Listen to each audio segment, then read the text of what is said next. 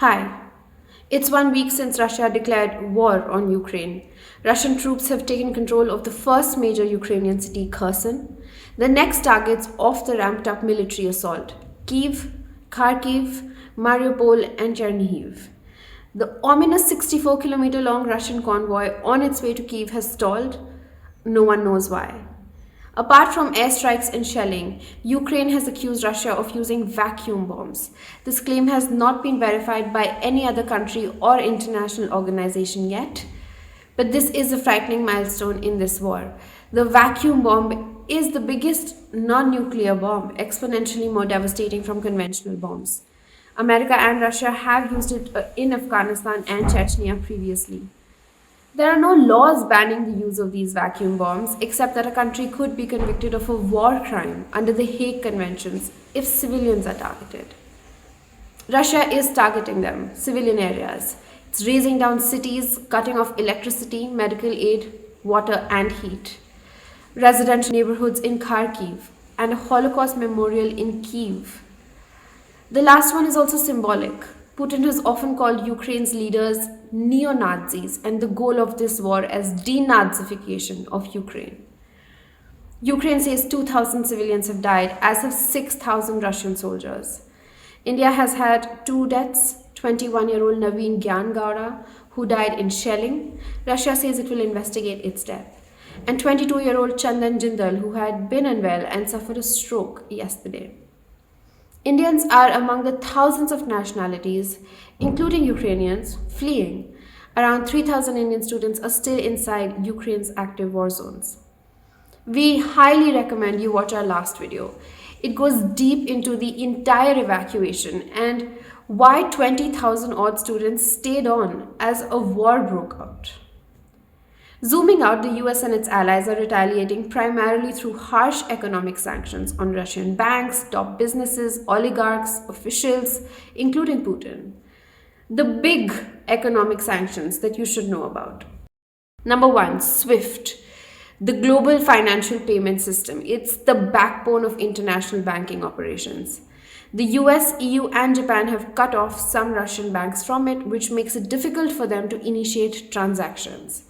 Trades will slow down, transactions will be costlier, and imports to Russia will take a big hit.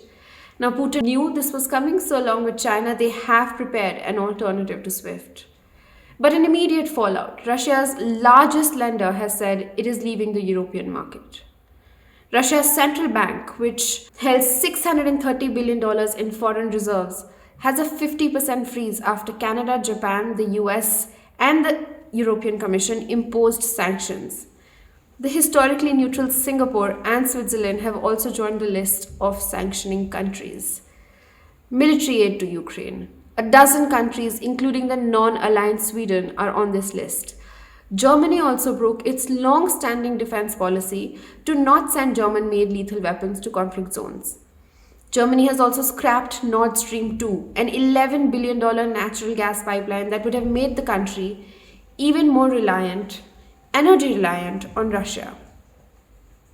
Countries are rallying around with humanitarian aid, medical assistance, and pausing imports and exports to and from Russia. Visa, MasterCard, American Express have said they'll stop Russian banks from their payment networks. Oil companies, Shell, BP, and Norway's Equinor are selling their stake in Russia's oil market. Among many other sporting and cultural bodies, the International Olympic Association, FIFA, UEFA, World Rugby, and F1 have banned Russian participation, even Belarusian in some cases. The music competition Eurovision has banned Russia too, and the Royal Opera House has cancelled a planned residency by Moscow's Bolshoi Ballet, one of the oldest ballet companies in the world.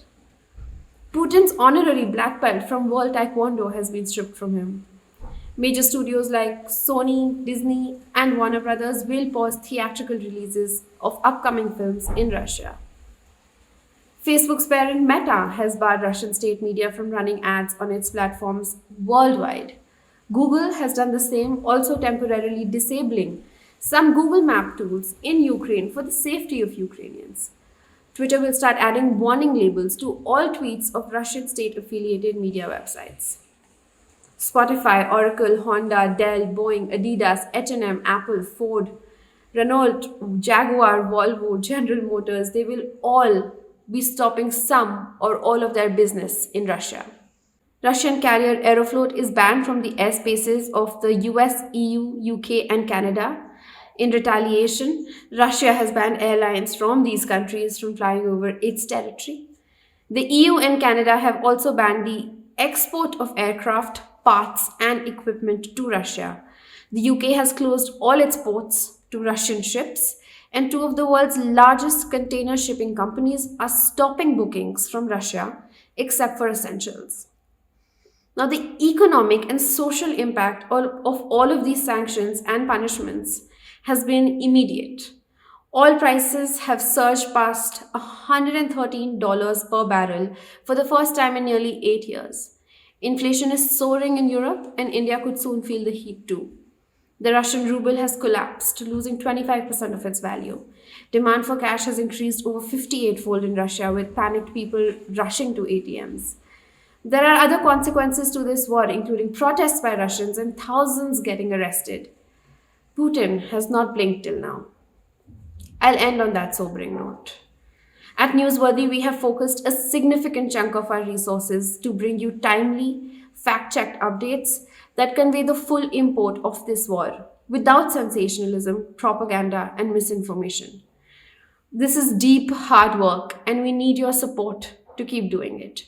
Please make sure you follow us on Instagram and subscribe to us on YouTube. And if you can, make a contribution towards our journalistic efforts. I'll leave a link for that in the YouTube description of this video and in our Instagram bio. If you'd like us to do a standalone deep dive on any one aspect, say economic sanctions against Russia, what the SWIFT ban is, or India's 3 abstentions at the UN, please tell us in the comments. We will take note.